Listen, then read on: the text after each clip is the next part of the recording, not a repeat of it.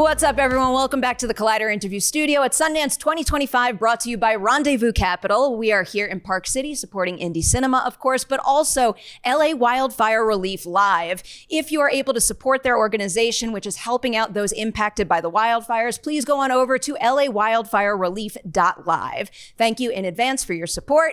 Now, I have the great honor of introducing the team behind Touch Me. Oh my, I've never seen anything quite like this. And that fills my movie-loving heart, especially at Sundance. Congratulations.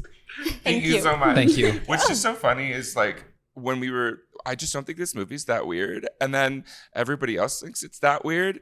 And then we were reading the script, and then it was just like, an arm gets cut off, then there's tentacle sex, and then a head explodes. And I was like, okay, guys, it's weird. Yes, I'm sorry. yes. I'm sorry. Weird is the key word. Yes. Nothing will get me to see a movie faster than by it being described as weird. Yeah, so yeah. clearly I know what Touch Me is, but because we're celebrating a film festival debut, no one out there is going to know about the film just yet. So I must give you these honors. Would you mind giving a brief synopsis of your film? Oh, of course. So Touch Me is a bisexual alien sex horror comedy about two best friends, Joey and Craig, played by Olivia and Jordan, who find themselves at the compound of an alien, played by Taylor Pucci, whose sexual touch removes your anxiety and depression. You were ready for that. Oh, honey, I've been pitching this. Like, I'm it's like, so impressed. It's like the fifth day. Everyone's like, well, what's it about? And I'm just like, well.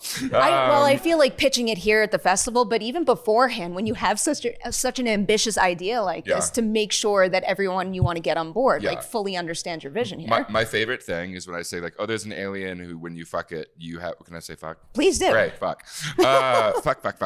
When I'm just like, when there's an alien that you fuck that removes your anxiety and depression, and everyone's like, I want that. And I'm just like, yeah, I mean, me too. That's why I wrote the movie. I get it. I get that thought all too well. Yeah. So before I start to dig into some of the details here, I wanted to explore your experience going from first to second feature. Because I feel like we always talk about like, oh, it's so hard to get a first feature off the ground. And then it happens and it does well. And it must be smooth sailing from there. But that's not always the case. No. I'm going to ask you a big convoluted two-part question about that. Can you tell me something about the experience going from first to second feature that, you know, was shockingly challenging when people might think it's easy, but then also something about the way Hypochondriac was received that helped you make this movie and make it the way you wanted? Oh, wow. That's a great...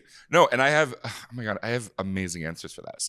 Bring it on. Honestly, I think the hardest this entire movie, funnily enough, was casting, because the movie was so strange, and to find people who were my type of weird, and then these four, I fucking found them, and they are my forever people. No, I'm like not even joking. It was just one of those things where you're just like, you know, you're looking and you're looking and you're looking and you're trying to find the type of weird, and like meeting Lou and Olivia and Jordan and Marlene, I was like, these are my weirdos, and these are the people that I take with me everywhere, you know, and then with Hypochondriac, that's actually really easy because my producers at Rustic, Justin Benson and Aaron Moorhead, I met at a film festival in Switzerland. So we happened to just be hanging out and became buds. And we were both Hypochondriac and Something in the Dirt was being distributed by XYZ. So we were constantly finding ourselves at the same film festivals. So when I wrote the movie, I was like, I think they'll enjoy some tentacle sex. And so it was kind of like a surprisingly beautiful, hey, what do you guys think? And they were like, your mind is crazy. And I was like, I know, but do you want it? And they're like, yes. And I was like, okay, cool.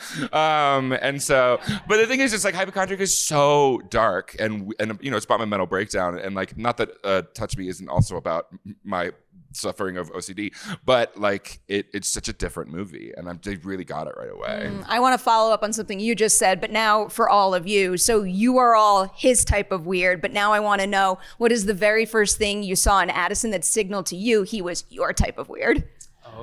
Oh.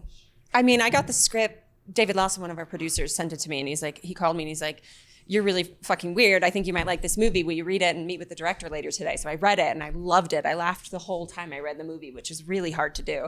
And I met with Addison. We met at a bar and we talked about, we both have OCD, and we talked about that for 2 hours. And at the end of our talk, he was like, oh, wait, do you want to do the movie? And I was like, oh, yes, please. I love this movie so much. So it was more that we just connected on the mental health aspect of the movie and the trauma aspect of the movie and the tentacle sex and all that kind of stuff. That's just fun stuff on top. Yeah. I was last into the casting process. I came on, I think, 2 weeks before the movie was going into, like, the principal photography was going to start. And I got the script, and I was also a fan of Hypochondriac because my husband was one of the stars. Devin Gray was one of the stars of Hypochondriac. And so I knew Addison a little bit, and I knew he was a really promising and gifted filmmaker. And to be honest, when I read the script, and I also know it's really fucking weird, but I was like, this is good. This is it. Like, this is something. My ego is like, so right now.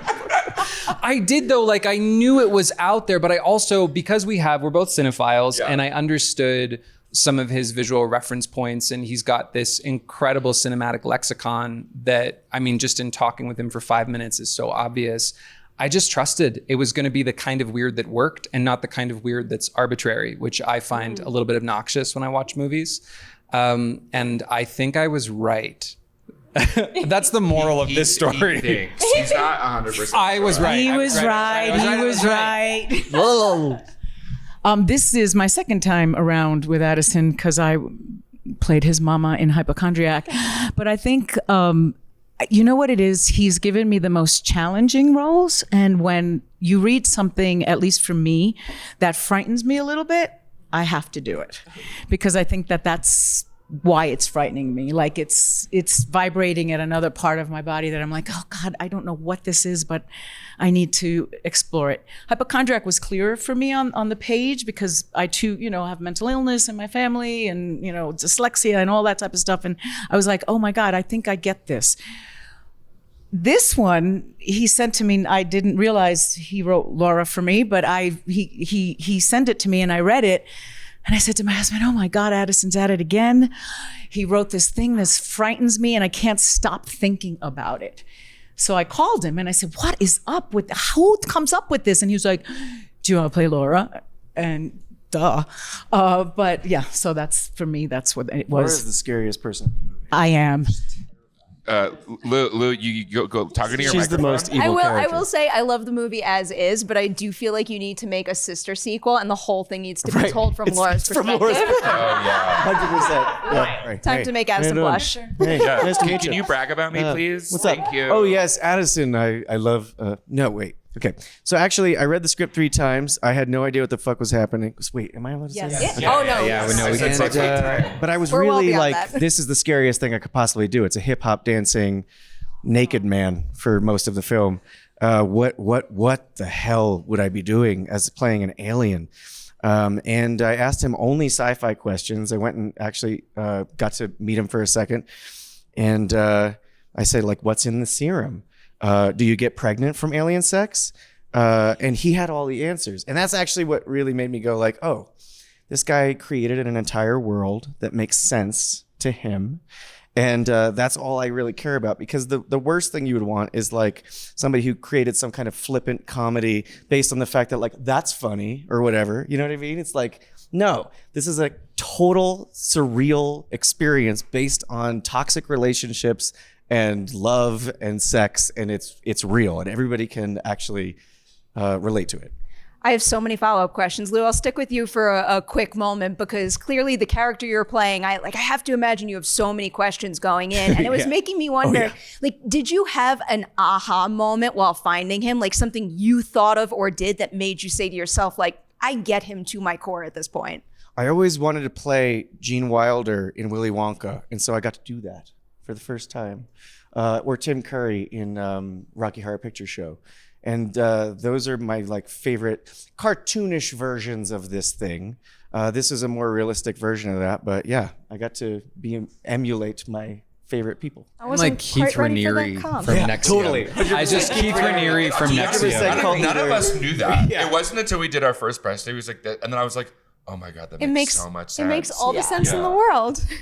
Wait, so now to follow up on what Lou said for you, so you know every single thing there is to know about Brian. Can you share maybe like a fun fact that didn't make it into the finished feature? Maybe it doesn't spoil anything, but we could still feel informing that character. With Brian, I feel like something that we didn't talk about is like his in between of like when he met Joey for the first time to when he like is reintroduced to Joey 5 years into the future and his like kind of sexual escapades that like followed through there. But the entire time that he was missing, on Joey, he just never found somebody as interesting or as beautiful, according to him. Yeah, you're not that hot. She's so pretty. It's weird and so talented. Oh my God. I mean, I have like this talent crush on Olivia. I'm literally gonna take her with me everywhere. Talent crush. And now I'm like just that. talking into the void. I'm so sorry. I love I you think too. we all have a so- talent you're so crush on amazing. Olivia. I'm going to start thinking about that now and start using that term. I like that. I have to ask the two of you a question because I do think a lot of the success of this movie hinges on your chemistry together. Can you maybe tell me the very first thing you saw in the other that I guess signaled to you like yes, like you are definitely the Joey to my Craig and vice versa? I have no idea how to put that in words. Well- We've met each other and I just, It was instant, but it also, to be honest, I think you started talking about your germophobia and I hope that's okay to say because I'm also a bit germophobic. And I was like, I love this girl. I'm gonna really, really love this it's girl. like, nice to meet you. Have you We washed don't your shake hands?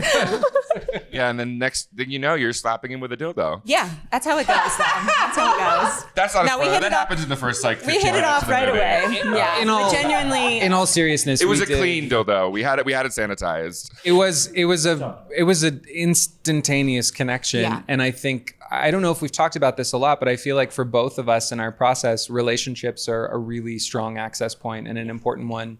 And I also have a thing that I've noticed. My husband pointed out to me that in so many of the projects I do, I'm always playing like I'm either someone's younger brother or like their best friend, and it's always a girl. Like I'm always like a best friend of a girl. Interesting. Yeah, I don't know. But I'm the best one. Yeah. Oh no. Oh no. You heard it here first. No, you are the best one. No. No. You're quite exceptional at that. Yeah. Anything you want to add? Oh, I just think working with him was amazing. Like I was on another film leading right up to shooting this, so I didn't get to meet you, and you came on so last minute. So we met at the table read days Yeah. before shooting. So we really only had like an hour together before we started shooting. And we were it all was- so nervous. We were all so nervous because the material is pretty wild, and it was immediate. We fell in love, and just it was so easy. And that was the thing in the movie that I was like, this has to work. This relationship. And we're getting married. Put my sad face on, not because you're answered, because I got the rap sign. Now I got to think about which one of these bajillion questions I'm going to end on. Olivia, I'll give it to you because like above and beyond in so many different respects in this movie. And I'm curious, what do you personally find more challenging? Something like a 9-minute long monologue that is a single shot on just you, or maybe something a little more effects and stunt work heavy? By far, one of the hardest things I've ever done in my career is the opening monologue of the movie. It opens with this 8-minute monologue that is one shot, and it was the first thing we shot in the movie. Day one, 9 a.m. And that's her first take too. First take. And good. it was so hard. I'm dyslexic, so memorizing is the hardest thing in the world for me with my job. And I only had a few days to memorize it because I was on another film. And it was so hard, but he trusted me. And he just kept saying, you got this, you got this. And I'm like, I will do all of the other weird shit in this fucking movie, but that is so terrifying. But your trust in me made me feel like I could do it. And now I'm just so proud of it. And it's such a bold way to open a movie. It's truly something else, super bold. And from the audience perspective, like that performance beat, like instantly pulls us in and makes, or at least I could speak for myself, made me feel so part of her world No, can right you, out the Can you gate. speak for everybody? I mean- no, please speak for everybody. For what it's worth, I know I could speak for a few people. Oh, that's good. But you haven't premiered as of the recording of this interview, so I can't blab about every single detail just yet, but I hope it's coming across. This is something else. I'm going to say a sincere congratulations on Touch Me, and thank you for sharing some of your experience making it with us. Thank Thank you. Yeah, thank you so Thank you. much. Thank you so much.